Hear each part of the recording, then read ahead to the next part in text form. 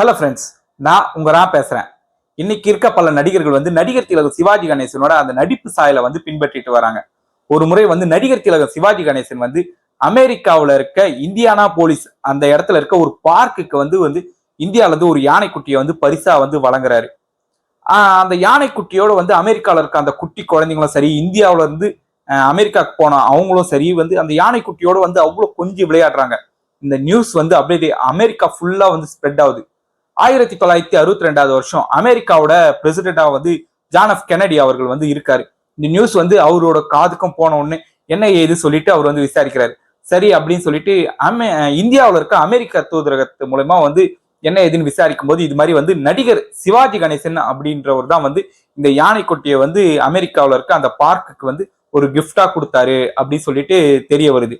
தெரிய வந்த உடனே கென்னடி அவர்கள் வந்து என்ன செய்யறாரு, அமெரிக்கா மூலயமா வந்து அவர் வந்து நம்மளோட நாட்டுக்கு வந்து ஒரு விருந்தினரா வந்து அவர் அழைக்கணும்னு சொல்லிட்டு அழைப்பும் வந்து அமெரிக்க தூதரகமும் அமெரிக்க அரசை வந்து அவருக்கு வந்து ஒரு அழைப்பு விடுறாங்க, விருந்தினரா அந்த அழைப்பு. அதை வந்து ஏற்றுக்கொண்ட நடிகர் திலகம் சிவாஜி கணேசன் வந்து அமெரிக்கா போறாருங்க. போன உடனே கென்னடி அவர்களையும் பார்க்கிறாரு. இதுக்கப்புறமா உலகின் மிகச்சிறந்த நடிகர்னு அழைக்கப்பட்ட மார்லின் பிராண்டோ அவர்களையும் வந்து சிவாஜி கணேசன் அவர்கள் வந்து சந்திக்கிறாரு. சந்திச்சுட்டு அப்படியே அமெரிக்கா ஃபுல்லா வந்து ஒரு சுத்தி பார்த்துட்டு வந்து சென்னை விமான நிலையத்துல வந்து வந்து இறங்குறாருங்க.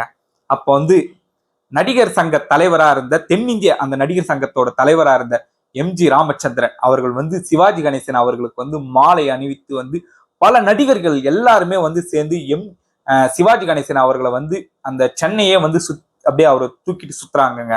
இந்த நியூஸ் வந்து ஒரு மறக்க முடியாத அனுபவமா இருந்துட்டு இருக்கு. ஏன்னா வந்து முதல் முறையா வந்து ஒரு நடிகரை தமிழ்நாட்டுல இருந்து ஒரு நடிகரை வந்து அமெரிக்கா அரசே வந்து ஒரு விருந்தினரா வந்து கூப்பிட்டது வந்து நம்ம நடிகர் திலகம் சிவாஜி கணேசன் அவர்களை தான்.